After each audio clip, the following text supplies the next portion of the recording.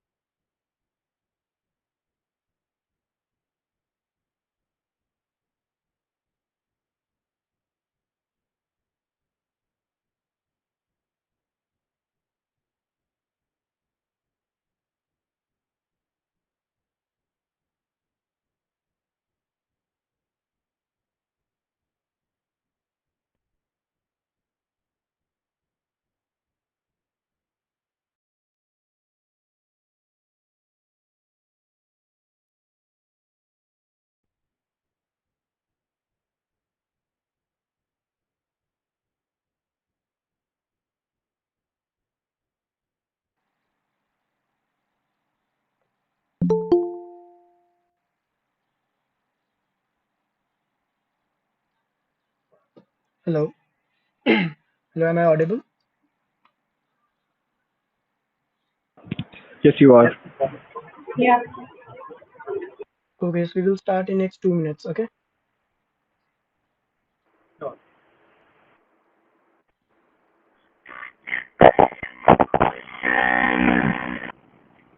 All right. Am I audible?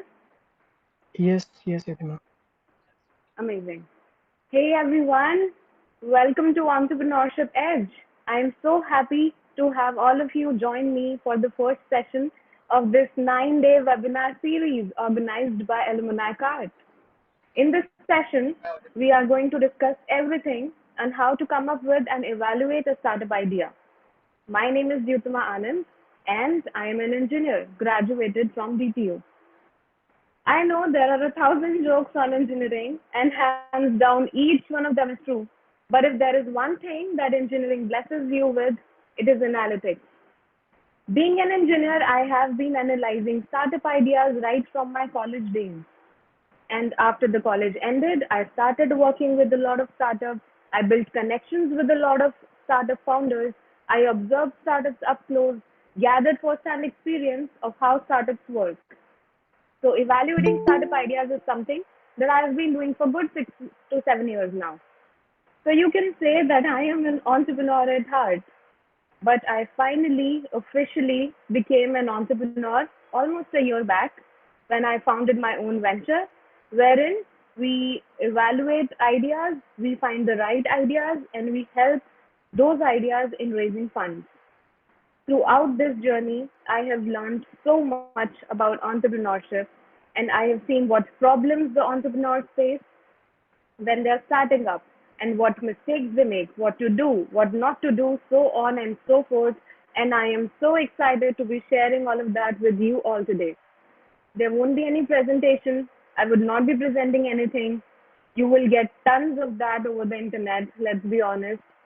I am only here to share my thoughts, my ideas, my experiences with you all.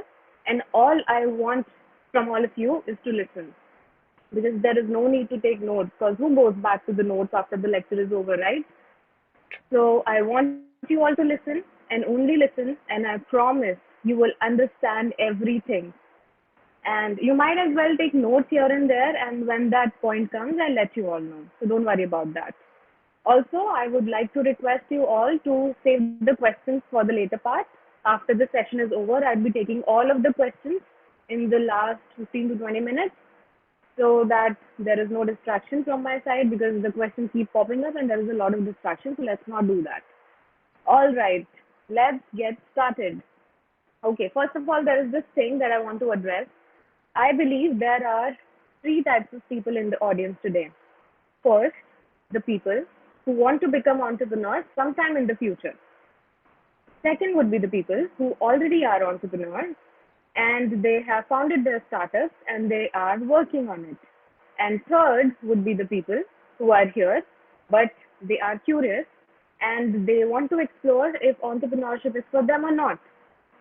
So I think it is my moral responsibility to talk to the category one people, that is, the ones who want to become entrepreneurs, and the category three people who are curious and who really want to explore what the possibilities are for them if they become an entrepreneur sometime in the future. All right. So this is not something that you signed up for, but I'm still going to do it. I'll be as raw and as honest as I can be with you all, because I do not want to create a false image in front of you. I'm not going to glorify entrepreneurship. There is so much to be told, there is so much raw truth to be told. There is no need to glorify it. So let's get started with it. So what I'm going to do is I'm going to list down 7 points or 7 most common reasons why people become entrepreneurs. And you will be surprised to know that they are all wrong reasons. And if you are one of those people who have those reasons behind becoming an entrepreneur, I think you should not do it. And I will give you the justifications as to why. So let's get started with that. First, the most common reason is that you want to become rich or you want to become famous. If this is the reason, my friend, entrepreneurship is not for you. Why do I say this? Because you do not get rich or famous overnight. It is not like you register your company and you sleep that night and you wake up the next morning with $1 million in your bank account and 1,000 DMs on your Instagram account. It does not work like that. It takes up a lot of hard work, countless sleepless nights, at least 3 to 4 years after registering your company to get to a point where you can actually draw a salary. Many of the startup founders, rather most of the startup founders, do not, I repeat, do not draw any salary out of their startup for the initial years. The reason being, the startup is not earning as much as you would think. The startup is not performing well. And whatever you are earning out of the startup, you want to put it back into the system. You want to hire a new employee, maybe for marketing, maybe for sales. That is how it works. So you are not going to get famous or rich overnight. Please do not get into it if you want to do that. If becoming an entrepreneur, if you want to become an entrepreneur, doing what you love, if that is the reason, that will lead to innovation. But the need to become an entrepreneur to get rich or to get famous will lead to stupid decisions. I advise you not to do that. You'll realize it eventually, you will give up, you'll waste all the time and resources. That is not going to make sense at all. So, reason number two, you have a lot of spare time and a lot of spare money and you want to create a passive income.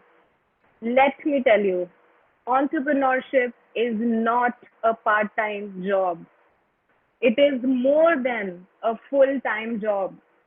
You are looking after the roles and responsibilities of more than one person. Initially, it is the founder that is also the business development executive who's making cold calls, writing cold emails to prospective clients, trying to bring in new business. Then there is the founder that is also trying to be the sales or the marketing executive, trying to design posters for their startup for different social media platforms. The founder is also doing the customer support because there is this product that they launched and there is customer support involved in that.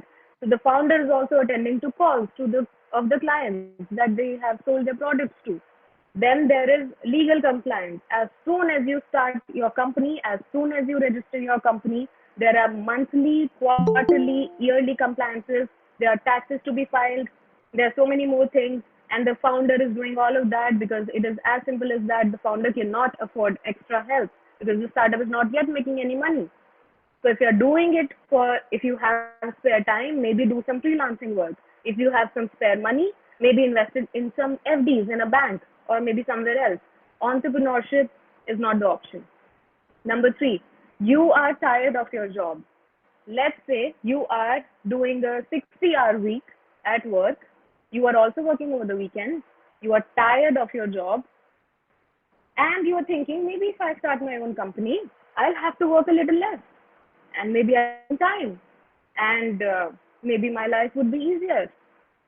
I think if you are tired of your job, you are working a 60-hour week, it is time to change the company. As simple as that. Maybe there are companies out there that focus on a better work-life balance and you will have a better life if you change the company.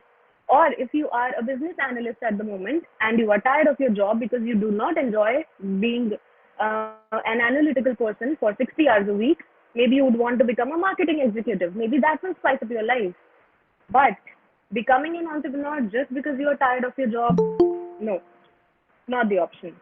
Why? Because once you start a company, there's no turning back. There's no time even on the weekends. I have to meet my friends and I cannot find time on the weekends. I do not remember the last time I had a weekend to myself. There are pending issues or tasks that I could not address over the week and I pile them up for the weekend. The weekends turn out to be even busier than the weekdays, and that is how it works. Reason number four, sorry for being this demotivating, but I have to be honest with you all. Reason number four, to follow your passion. This is a good point, and as they say, do what you love. So, what is the problem with this? This shouldn't be a problem, right? No. First of all, why? Because there's so much more to be done than just following your passion. For example, you are somebody who loves making DIY things, and you think to yourself, it would be an amazing idea that if I start selling my DIY products, I might as well earn money from making DIY things. How amazing would that be? First of all, does your passion even have a market? Would people be willing to buy your DIY products, or would people be willing to buy the product of your passion? I don't think so. So it is not necessary that your passion would earn you money. So it is not necessarily a good idea for starting a startup. Secondly, like I said, there are so many more things to be done rather than just following your passion like sales, marketing, legal, customer support, etc. that you would not really get time to follow your passion for at least 3 to 4 initial years. Sorry for bursting your bubble. Reason number 5. It's cool to be an employer, right? It's cool to be an employer rather than being an employee. People think it is so cool to be your own boss, guys. With powers come great responsibilities. Once you become an employer, the employees who work with you become your responsibility. You have to make sure that you are doing enough to pay them their monthly salaries. If you're doing it for the fancy tag, don't do it. The positions like CEO, COO, CMO, founder, co-founder, etc., they might sound cool, they definitely sound cool, but in functionality, they are actually the opposite of cool. Be ready to have greater than equal to 3 mental breakdowns a day. And I'm not even exaggerating when I say that there are multiple occasions in a day when I am this close to crying. Why? Because there are so many things going on, and hence so many things that can go wrong. And as an employer or as the boss, it is your duty to fix them. Moreover, as an employee, you can go late to your job. You can maybe not show up to your job. But when you are the employer, when you are the boss, when you are the CEO, your business is your utmost priority. There are no holidays, there are no weekends whatsoever. I have a story for you. Everybody knows Elon Musk, right? So it was, so one of my friends lives in California, USA, and he had ordered a Tesla. He had booked the Tesla, sorry, and he had made the booking in December 2019, last year. So the delivery was supposed to be on the 1st of January 2020. So the New Year's Eve, 31st December 2020, when all of us were busy cheering to the new year that is about to come. And don't get me started on what big disaster 2020 has turned out to be. But anyway, so when everybody was busy to cheering to a new year that was to come in a few hours, Elon Musk was at his Tesla factory, working with his employees, working with his staff, making sure that the deliveries happen on time the next day, that is the 1st of January. It was a holiday for the rest of the world, but not for an entrepreneur. And Elon Musk, to be a big one, he did not get to have a gala time with his friends or his families because his company Tesla is his utmost priority. And like I said, there are no holidays, there are no weekends for the entrepreneurs. So, yeah, so the next reason would be reason number 6, and the last reason that people want to become an entrepreneur is your friends are doing it and they're doing an amazing task, and hence you want to do it too. No, nobody, I repeat, nobody will ever tell you what they go through. People glorify entrepreneurship so much that everybody speaks about how difficult they glorify everything so much that everybody speaks about the funds that the startup is raising, or how rich the entrepreneur has become, the startup founder has become after raising the funds. Everybody is seen celebrating the successes, and media is hyping about the $1 million valuation that the startup has come into. Nobody is talking about the failures. Let me tell you, startups fail. 9 out of 10 startups fail. 2 out of 10 new businesses fail in the first year of their operation. You might think a funded startup won't fail.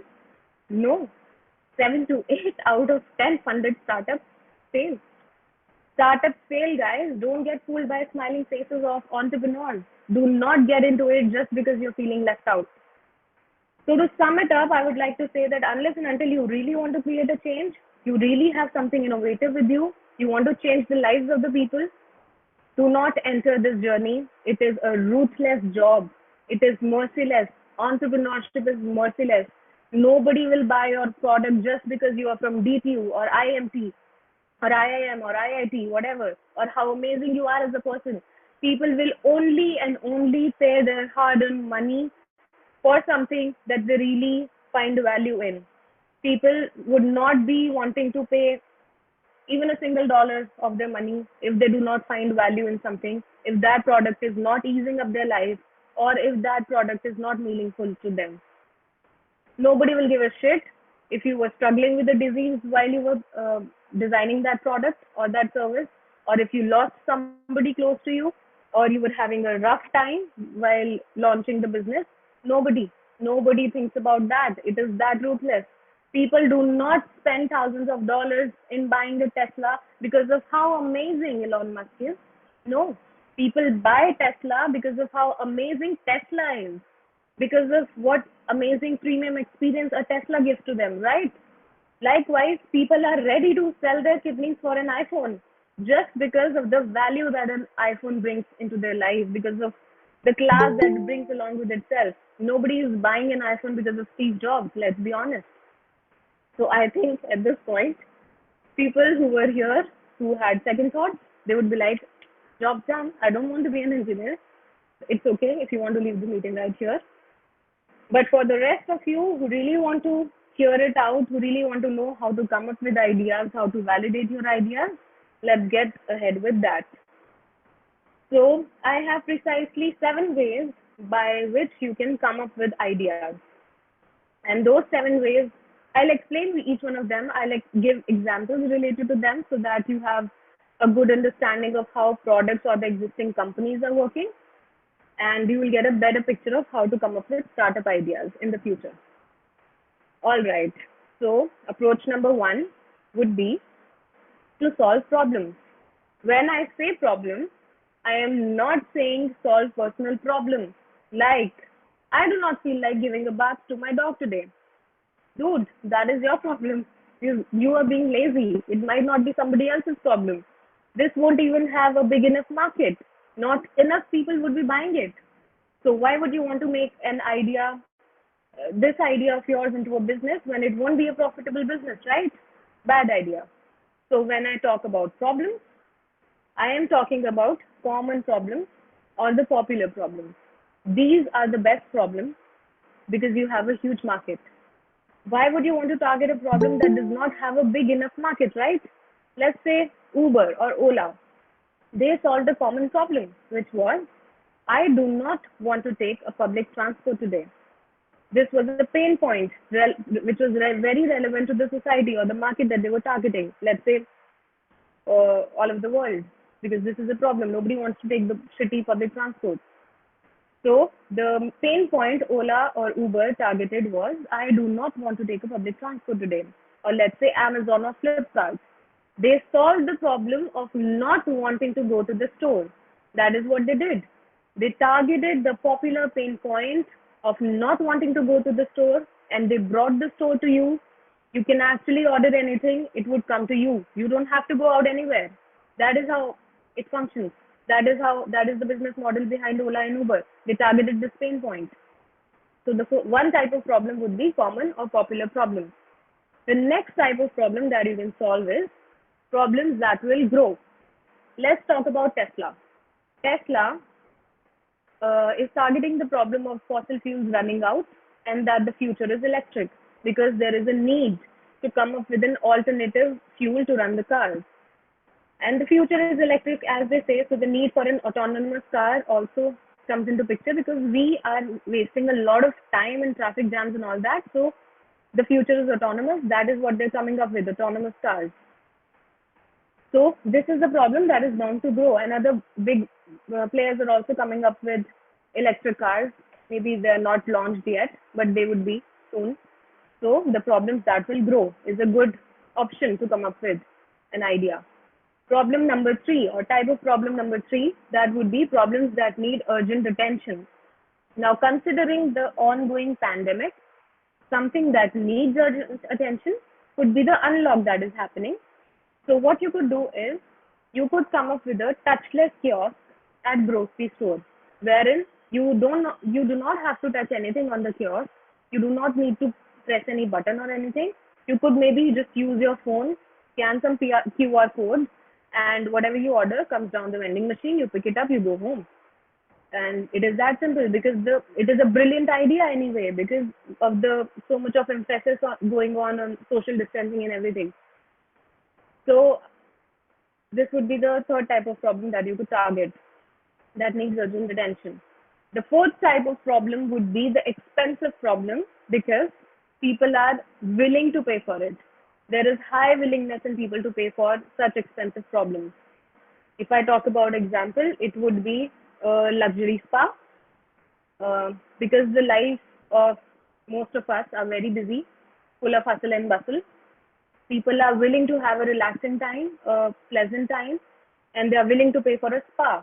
And obviously, it is an expensive problem because the experience is also premium, and people are willing to pay for that premium experience, for that good relaxing time. So this is an expensive problem that you could target. You could come up with a similar problem, but this is one of the examples that I could come up with. The next type of problem that you could target is a mandatory problem. Mandatory problem like health insurance. So it is a problem, obviously, and because there are government regulatories involved, and everybody has to have health insurance, it is a mandatory problem. You could come up with something else that is mandatory according to the government regulations. Health insurance is one of them. Another problem that you could target, the seventh type of problem, would be a frequent problem like the need to drink water or the need to go to pee, right? These are frequent problems. You need to drink water frequently, and obviously, as a result, you need to go to pee. So these are the frequent problems that you could come up with. You could come up with products or services that could be solving these frequent problems, and they would work really well. These would be brilliant ideas. So this was the first approach, solving problems. Even if you're trying to solve personal problems, then make sure that it has a big enough market for the product or the service to sell, because otherwise it won't be a profitable business and it would not be worth it. So number one, solve problems. Now approach number two. The second approach for coming up with a startup idea would be taking inspiration from successful ideas outside your country. When I say this, I mean to emphasize that there is absolutely no shame in taking inspiration from ideas that are not there in your country but are performing well outside your country, maybe in US, maybe in USA, maybe in Australia. They are good. But all you have to do is you have to do your research, you customize it according to your own country, to your own culture, to the expectations of the people, to the market that you're going to launch it in, because otherwise it would be a failure. So you have to do your research and you have to make it a fit for your market. Now let's take an example of Flipkart. They took inspiration from Amazon. We all know that Amazon is a global giant, but Flipkart was still successful in pulling it off. Why? Because they refined it for the Indian market. How did they do that? So the psychology of the Indian people is that they do not want to pay for any product until and unless they have the product in their hand. So what did Flipkart do? They emphasized on this feature, or rather they introduced this feature of COD, cash on delivery. So you don't have to pay for the product unless and until you have your product, your ordered product in your hand. So cash on delivery really helped them pull it off. But the main idea is they refined it to the market in India. They refined it to the culture here, to the people's expectations here. They refined it. Another example would be Ola. So people here, if they have an early morning flight, they want to be sure of the cab that they would be taking the next morning, let's say 4 a.m. So they want to be sure of the cab or the cab driver. They want to be sure who is going to pick them up. They want to have the number of the driver ready with them. So Ola gave this option of ride later. Even I remember that my first ride with Ola was through ride later option because I had a flight early flight the next morning, and I wanted to be sure that I would not be waiting around for the cab or I might not end up missing my flight. So the ride later option really helped Ola in taking their stand in the Indian market, even when Uber was there. So if Ola is not the most important player in the market, it is still the biggest competitor to Uber. And that is even better, I think. They're stopping Uber from having a monopoly in the Indian market. So this is another idea. You could take inspiration from successful ideas outside your country. You refine it to your own market. You refine it to the people's expectation, to your culture, and you launch it. Amazing. The third way or the third approach to come up with an idea would be to improve an already existing technology. Now, how I look at it is not necessary for you to be the first player in the market with your product. Being the first player anyway does not guarantee success, guys. Being able to learn from those who entered first and then refining on what they could not deliver matters more. So if you are looking for the perfect startup idea, do not come up with the most innovative ideas possible. Instead, think what others are doing and what values they couldn't add, so you could refine that and you could come up with a better version of it wherein you are adding more value to the current options available. You would probably be surprised to find out what Dropbox did. We all are aware of Dropbox, the cloud storage service, right? So what Dropbox did was, Dropbox was not the first player in the market when it introduced itself in the market. In fact, there were at least half a dozen players who were offering cloud storage services. And when the CEO or founder Drew Houston began writing the code, there were actually 6 to 7 players in the market. Still, we do not know the names of any of those 6 to 7 players, and Dropbox has turned out to be valued at more than $10 billion today. How? How did they manage to do that? They were not the first players. How did they do it? How could they perform better than the existing players who were rather the first players in the market? I'll tell you how. So Drew Houston realized that he has to add value to the products, to the services that he's offering. His product should be providing or offering more value than the products that were already available. So what he did was he designed the marketing campaigns in such a way that when somebody signs up for Dropbox and he refers his links to somebody else, the referral system, I think you all are aware of it. When somebody else uses your referral link, that person would get some percentage off or maybe more space on the cloud. That is how we ensured that people get more out of the money that they were paying. And no other player was doing that at that time. Everybody was focused on just providing services. Nobody was focused on understanding the loophole, or nobody was focused on giving more value out of the money that people were paying. So this is how Dropbox made a difference, and it is now over a $10 billion company. Next, or the fourth approach to come up with an idea would be to fulfill a need. Now, let's say there are 4 basic needs of a human being: the need for love or belongingness, psychological needs, then there is a need for safety, and then there are the need for self-esteem. Yeah, 4. Now, if you analyze, you will find products or services that target these needs. For example, Facebook. Facebook, what it does is it is enabling you to be connected to your friends and family all the time. So the need to be connected or the need of belongingness, it is targeting that. Then there are dating apps that the need to feel loved. So that is what the dating apps are targeting. Then there are psychological needs like hunger, thirst. So hunger apps or the apps that help you with your hunger like Zomato or Swiggy, they are targeting that, the psychological need for eating or your hunger. Then the need to drink water or quench your thirst. You must have seen there are mineral waters, there are flavored waters, there are vitamin waters, etc. And there are so many types of water. What is the use? Because people need to drink water, and that is what the companies have realized, and that is what they're targeting. Because you need to stay hydrated, right? So there are types of waters available in the market because of this reason. Then there are need for self-esteem or the need for esteem. Podcasts like motivation, that talk about motivation or body positivity, they come in here. This is what they're targeting. Then there is need for safety. Now let's say the safety of body. So why do we have door locks? Why do we have pepper sprays?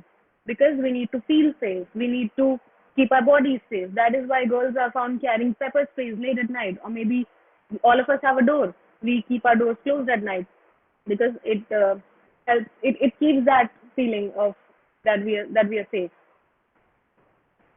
So fulfill a need. Next would be the fifth approach would be to appeal to an emotion. Now there are seven deadly sins or seven emotions in Christianity that are considered to be bad, but people anyway pursue them because that is human tendency. We are attracted to the vices more than we are attracted to the virtues, right?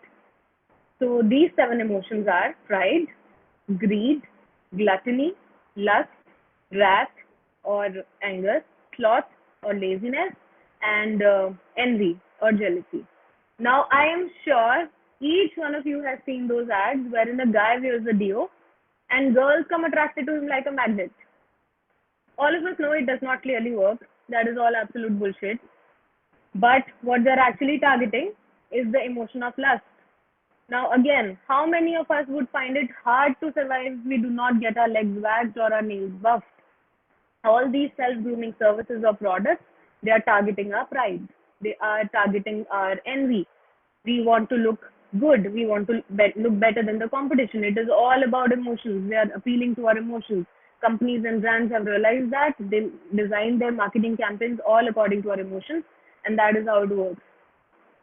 Now, the next approach or the sixth approach would be this is specific for techies, the tech guys or the tech girls who are building something. They are maybe building an app. So I would suggest that you reverse engineer it and you find a problem for that. So let's say maybe you are designing a feedback app and you maybe you want to refine that app for a problem. Maybe you find an industry where there is not much of a feedback functional at the moment, and you want to introduce that feedback app into that domain for a better experience for the users or clients, because a good feedback does not hurt anyone and a bad feedback obviously can be taken for much improvement. So if you are a techie and you are designing an app, maybe look for problems around and try to refine your app or your product according to that problem that is prevalent in some industry or domain. So this was specifically for techies. Then the last approach that I think is a genius would be make life easier. Now, how do we do that? We all know that the GPS apps were not there for if we go back like 4 or 5 years, they were not there. And my father takes pride on how he used to go to places without using any apps like Google Maps. Whenever we are using a Google Map while we are commuting to some place, he always tells that these are all useless. We used to go to places without using them. Well, life used to go on before Google Maps were there, but it has made it easier, and that is why people have adapted to it. Maybe you are stuck in a place and you do not have any access to a cab, or maybe you do not know the way out. You could send your location to your friends or your family and they could come and pick you up. That is how GPS has made our lives easier, right? All those online payment apps where you do not need to stand in queues to pay your landline bills or your electricity bill or whatsoever. I still remember in the society where I live, there used to be a bhaiya who used to come every month. He used to take our checks and the bills, and he used to stand in the queues of the electricity department and the landline MTNL department, and he used to pay the bills for majority of the people in the society. Now that bhaiya is nowhere to be seen, but the life has become easier because it is just a click away. An online payment is just a click away. You can click one button on your mobile screen and within seconds, or your laptop, and within seconds, your bill has been paid. It is that simple. It is how lives have become easier with the advent of technology. So you could make an app or a service that would make life easier, and that would be a brilliant idea for a startup because you are making life easier. There is innovation involved, there are ideas involved, and it will all work out good if you have studied the market, if you know the market fit. Then I think this is the best approach to go about. Now that we are sure that we want to be entrepreneurs and we know how to come up with startup ideas, I think it is time for us to move on to the idea validation part. What time is it? 5:35. All right, we have good 5-10 minutes before we take up the question answers. So let's move on to the evaluation part. That is how to validate a startup idea. Whatever questions you have, I hope you're writing it down, and we'll take it after this session is over in next 7 to 10 minutes. Okay. So there are three integral components when it comes to idea validation. These three integral components are market, growth, and competition. When I say market size, I am saying I'm referring to the audience that is actually facing that problem. Let's talk about pet daycare. The market size would not be every household who has a pet. It would be the people who are working during the day and they need their pets to be taken care of because they have to go to their offices or they're not available at home and nobody is there to look after their pet. So that would be the market size for pet daycare and not every other household that has a pet because um, the households wherein there is at least one member, maybe the mother, the father, the grandparents, the maid, etc., who are there to look after them, would not be interested in a pet daycare, right? Why would they spend on a pet daycare if there are people or family members looking after the pets during the day? So the market size would be the people who are actually facing that problem. And you want the market size to be big because if the market size is not big enough, I would suggest that you drop the idea. It would not make any profit. It would not be a good enough idea. So the market size has to be big. Number one. Number two, growth. Now growth is the rate at which the startup will grow after launching. It should be ideally greater than 20%, I would say. And it essentially signifies that your idea is scalable and there will never be a time when it will saturate the market. An idea should always be scalable and it should have a greater than 20% growth rate. Now, what does this mean? What do I mean when I say that it should be scalable and it should be having a growth rate of more than 20%? Let's take an example of Uber. They started off with cabs. Now, the business for Uber in Delhi each year would be more or less the same. The population of Delhi is not going to grow drastically over a year, and the business would plus minus be the same year after year. So, how could they scale or how could they grow? They could scale or grow by launching Uber in Mumbai, then in Kolkata, then in Tamil Nadu, then in Chennai, so on and so forth. This would be horizontal growth. Another way to grow would be to increase the service or the product segment. For example, Uber Eats. They came up with this delivery of food items because they already have their cabs and cars running, so they could easily deliver food if you order it through them. So that is how you grow. Either you grow vertically or you grow horizontally, but there should be growth prospects available. Your idea should not saturate at some point. Investors are not going to be interested in it if there is no scalability. Make sure that obviously you need to target one specific problem when you launch. You should have a laser focus for one specific problem that you're launching, but you should have scalable options in your pipeline so that once that option is stable in a year or two, you could launch the other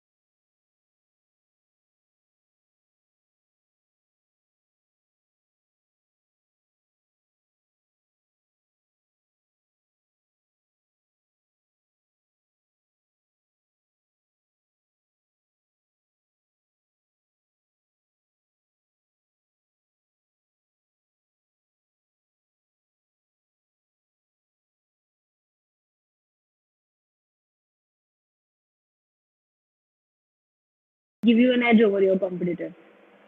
And you want your competition to be small. So the three parameters, market size, growth, and competition, is discussed. We want the market size to be large. We want it to be huge. We want as many people to use our services as possible. So the market size has to be huge. Huge, sorry. The growth has to be huge too. You do not want to grow slow. You do not want to not grow. You want your growth rate or your growth options to be huge. So market size and growth have to be huge. Next, competition. You do not want a lot of competition against your product or services. Who loves competition? So competition has to be small. So these are the ideal scenario. If the market size of your product or service is large, if the growth rate or the growth options are large, and if the competition is small, that is, I think, the best combination for your product or services that you can get. And the example of it would be a large market size, a large growth, and a small competition would be, let's say, defense, because not many, there is a huge market. Every country or nation or um, agencies, national agencies are looking for defense things, maybe a drone that could be used. So there is a huge market, there is huge growth potential, and there is very small competition because not anyone is doing it because there are barely people because of the government regulations and everything. People are not into it. So this would be a good thing. Then there are things like so the opposite of it, large competition, small growth, and small market size. Large competition, small growth, and small market size would be, any guesses? Okay, I'll tell you. So the example of it would be, let's say, human spa. So in any mall that we go, we at least come across 2 to 3 spas. I've never seen anybody entering those spas, first of all. So there is not a huge market. People do not go to malls to get a spa done. And there is not much of a growth in it because there are not many services that you can offer other than hair spa, foot spa, and all of that. So this is not a very good segment to enter. So you should avoid it. It is not worth it. If your idea is it, if your idea revolves around it, drop it. It is not going to make you any money. Then there are cases like all the three options are big, are large. For example, the market size is large, the growth is large, and the competition is also large. This is also not a very bad area to enter. The example would be e-commerce, very large market, very large growth, and very large competition as well. So for example of this would be Flipkart, Amazon, and any other e-commerce, Snapdeal, maybe Zomato. So these would be good, but then you cannot bootstrap them. You have to raise funds for them. So if you are planning anything in e-commerce, I would suggest that you raise funds for them because they have a lot of, they need a lot of capital to, first of all, function because there is a lot of supply chain and everything involved in that. Then another type would be small market size, large growth, but small competition. Small market size, large growth, and small competition. Example would be vegan food. Not everybody, not a lot of people are into vegan food at the moment, but it will grow definitely. So, and the growth is large because not everybody is into it, but they will want to switch sometime in the future. And the competition is not much because there is a lot of competition. So I would say you could bootstrap it. If you have your savings, you can bootstrap it. You can start a business of your own in which you are selling vegan products, vegan food products, and then maybe when you scale up, you can look for funding when you have a good enough traction. So you could go for funding at that moment. So these would be the things. And I think with this, and if you have any doubts, if you have any questions for me, now is the time to come up with them. All right, let's take your questions. Okay. Hi, Dyutima. Very insightful information. My question here is, do you suggest market research before designing any product, as the market research services are expensive, any other way to do it. Absolutely. I absolutely recommend you to do a market research. Why? Because you do not want to be spending your precious time and your precious money into something that is not going to have a good enough market, or that is not going to have good enough scalable options, or that has a lot of competition. So you have small market, you have small growth, and you have a lot of competition, and you've already designed the product. That is not going to make you any money. That would be a wastage of time and money. As for the alternative options, I think market research can be done on your own as well. You can go through the reports. You can understand what type of market is where you are wanting to launch a product, and it would be, guys, I'm really getting distracted. Okay, hold on. I'll take it one by one. So it would be a great idea if you could do it. You could do that on your own, or maybe you could help of your take help of your friends, or maybe uh, yeah, I think there are very less expensive services also available who do the market research for you. There are freelancers also. You could do that, and I would strongly recommend doing that because there is no point designing or coming up with an app or a service that does not have a good enough market size, that does not have many growth options, and has a lot of competition. So it is very, very important that you do your market research before getting started with the designing. Maybe you will not find the idea worth it after doing the market research, and you would want to drop it. And that is absolutely fair. That is absolutely intelligent of you to do.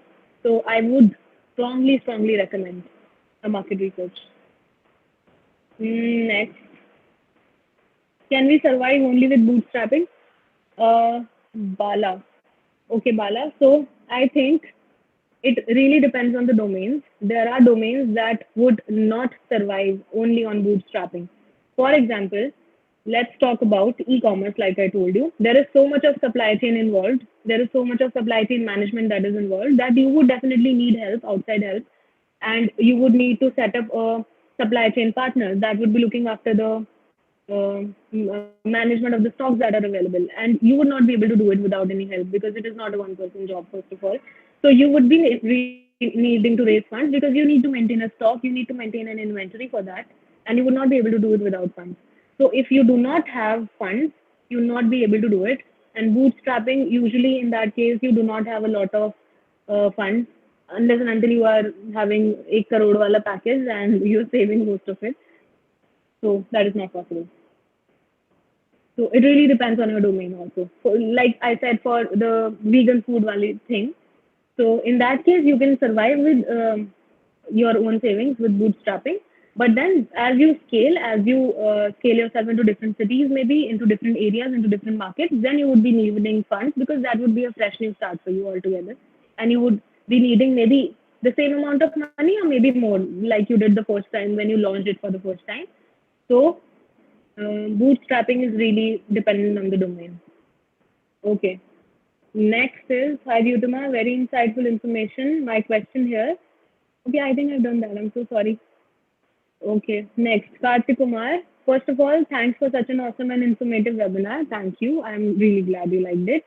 You mentioned it's okay to take inspiration from startups outside a local market. What do you think about GeoMe's copying Zoom? Very intelligent question, I must say. And okay, so I think, like we said, either you can take inspiration from outside your country. GeoMeet obviously did not take inspiration from outside the country because Zoom was already here. Next, I said you could either take up a technology and refine it because of some loopholes that the technology has. Now, what was the reason behind banning Zoom? First of all, Zoom was unsafe because of the cyber attacks, because there was no data security, because of the chat messages that were being saved by the Zoom server and the call recordings that were being saved. So there was a desperate need for another company or a startup to come up with a better product that would ensure safety of the users and the data. I think, first of all, from the point of view of product, I think it was a very smart move. They knew their audience. The Ambani family knew their audience. The Reliance group knew their audience. That whatever they launch, people are going to make fun of it. So they used that negative publicity, trolling and everything, the memes and all. They used it to their advantage.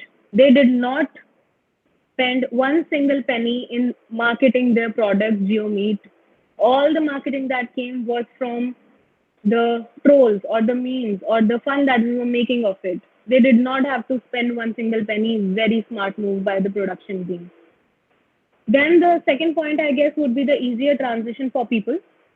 So people were already used to the concept of Zoom, and for a easier because Zoom was getting banned, so the people would not find it hard to shift to GeoMeet because they already know how Zoom works. So it would be an easier transition for the people. And there was no time wasted because already people loved it. There was no time wasted in market research or developing the product. So it was a smart move from the production point of view. But but morally, I do not think this would be promoted. A big giant company like Reliance could have brought something better.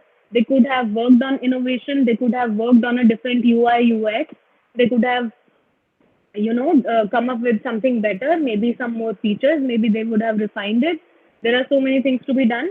They did not spend any time doing that. They are setting the wrong example for entrepreneurs. They are not being a good leader in the market. It also is a very bad example to give to the startups because um the startups would be scared that if one of the big giant players like their ideas, they might just copy it.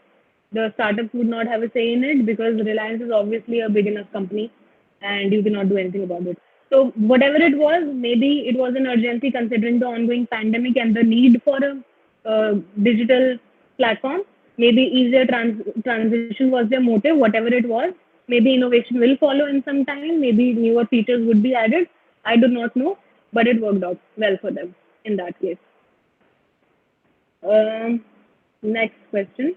I started an initiative, Young in Plus, where we feature stories of students who have been involved in activities beyond the classroom to provide insights to other students. So I'm not sure about making it business or non-profit organization. I did not get it. Have been involved in activities beyond the classroom to provide insights to the students. Okay. So again, market research comes into play. You will have to understand if there is a need for such a product in the market, if the students really need such type of a platform. You can then introduce the paid packages to the students if they're ready, if your services are good enough that people will be wanting to pay for it. And then first you do your market research, you do a competitor analysis. If there is another platform available in the market, you have to do a competitor analysis. You have to do a pricing check. If there is a competitor, at what prices are they offering their services? And you can then come to terms with if you want to really make it a business or a non-profit organization. Next, ask her, how much time, including the development stage, did it take you to have a good enough customer base? So it really depends on the domain again.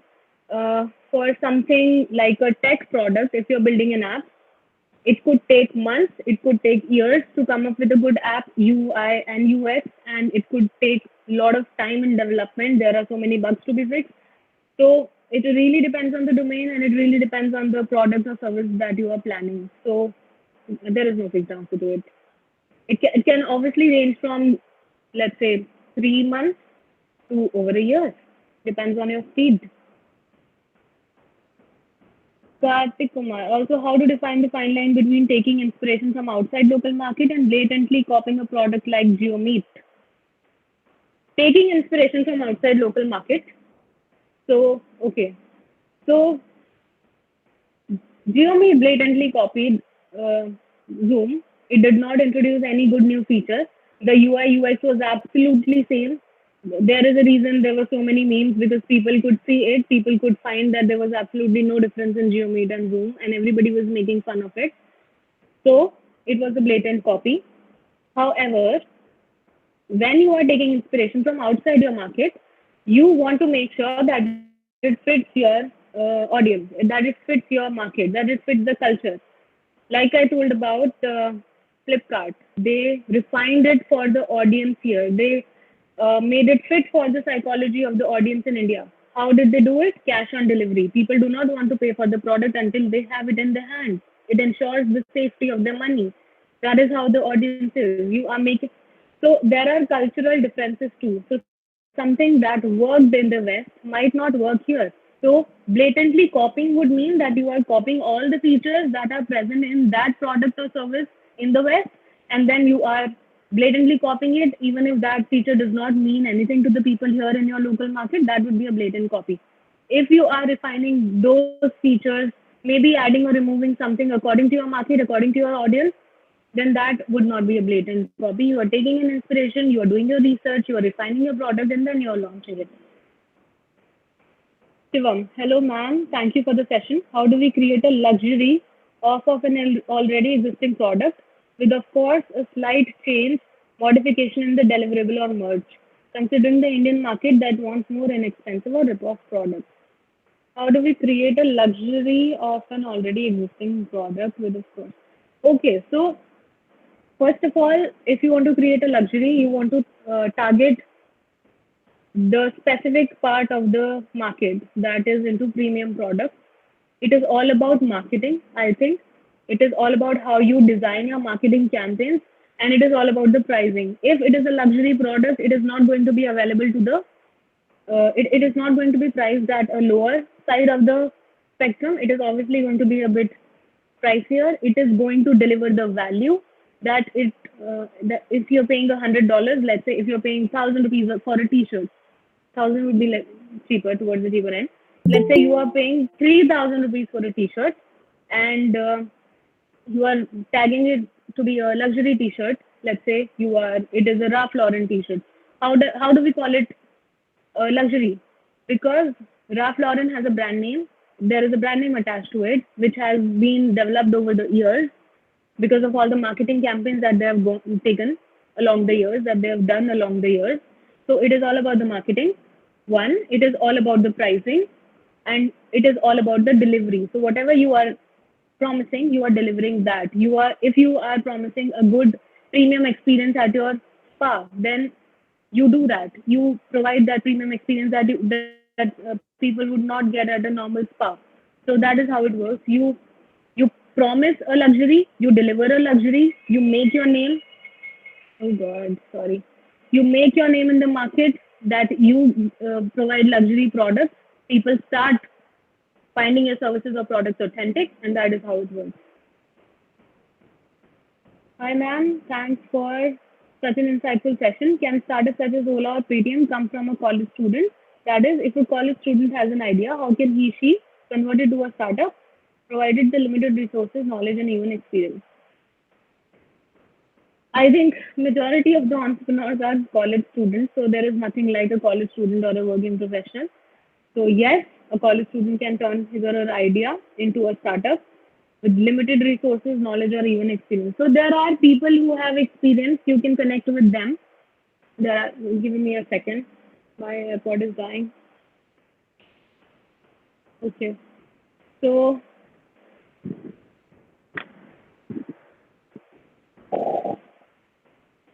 am I audible? Yes, ma'am. Yeah. Amazing. Okay. So yeah. So there are people out there in the market who have the knowledge and experience of the things that you are doing or you are planning to do, and they've already done it. They can provide you the mentorship. You need to connect with the right set of people.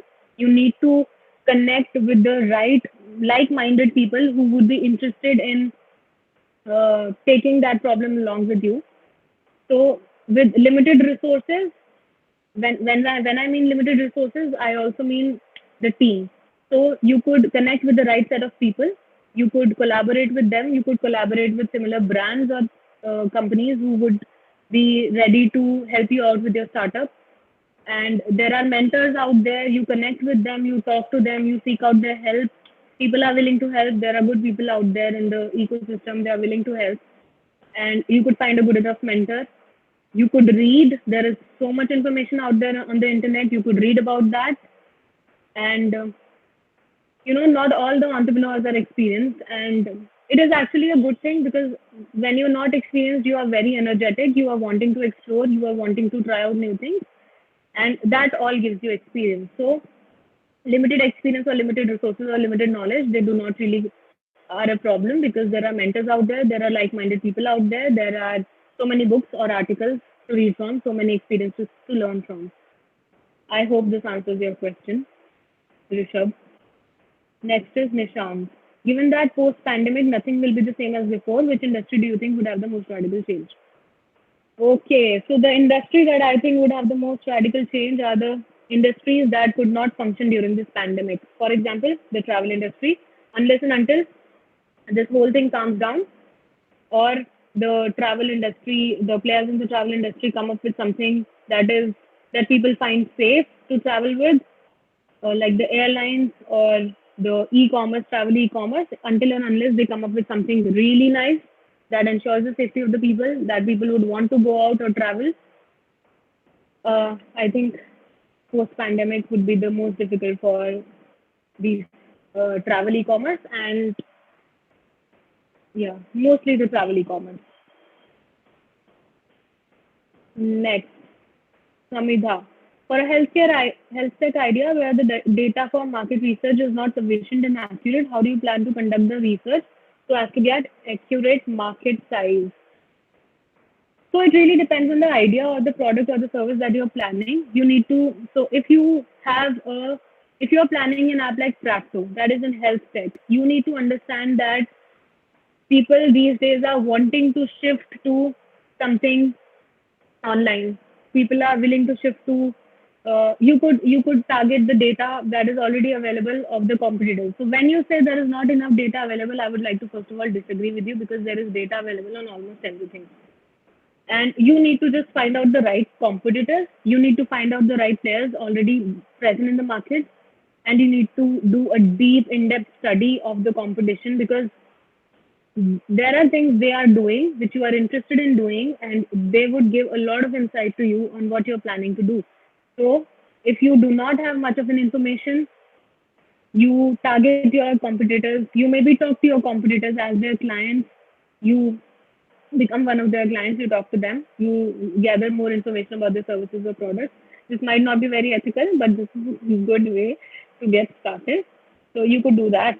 And when you say there is not enough data, I disagree with that, because there is no such idea which is not there in the market. If you think that your idea is one of the first ideas to be launched in the market, you are wrong. Every idea is there in the market. If you do not know about it, that is because that idea, one, is not very famous, is off the radar. Second, it was tried, it was launched, it was not implemented properly, and it failed. That is why you do not know about it. Otherwise, all the ideas, whatever you are thinking about, are already there in the market. You will definitely get data on that. Next, Astha. So considering we did our market research and we are now somehow prepared to jump into the market, where to actually start? Okay. After you've done your market research, you make your go-to. You've done your market research. You have done your competitor analysis. You have understood what your USP is. The next step would be to start working on the product or the service. You will plan out the product. If it is an app, you will come up with the features or the UI UX that the app would have. If it is a service, you would plan out what the customer segments it would have, what people you would be targeting, what would be your channels for the delivery of the service, what would be the channels for payment. Then there are basically 7 things. Who would be your key partners? So all of it comes under business model. First of all, when you are done with the idea validation and your competitor analysis, the next step is to come up with a business model. That would be a topic for some other day. It is a very interesting thing to discuss. If you want more information about it, you can reach out to me somewhere on social media. I'm available on LinkedIn, and we can have a good discussion on that. I think it would take up a lot of time, and I'm not willing to do that. Yeah.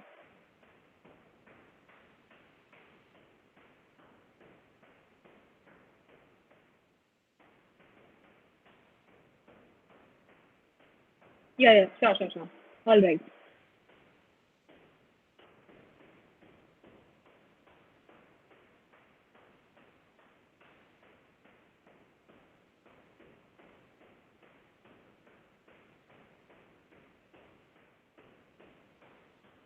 Amazing. Yeah, that would be great. You can send your queries to AlumniKart and they would send it to me and I would reply to all of that. And thank you for this amazing session. It was such a pleasure talking to you all. Thank you for all the compliments that you were sending. And it was a pleasure talking to you all. I hope you attend all the rest of the 8 sessions. They would be by different speakers, but they're all amazing and they would really take you from 0 to 1 when it comes to entrepreneurship. So, all the best, guys. I hope you have a great entrepreneurial journey now that you've decided that you want to be one. So, all the best. Thank you and take care. Stay safe. Bye bye. Thank you. Thank you, Luminaka. Bye bye.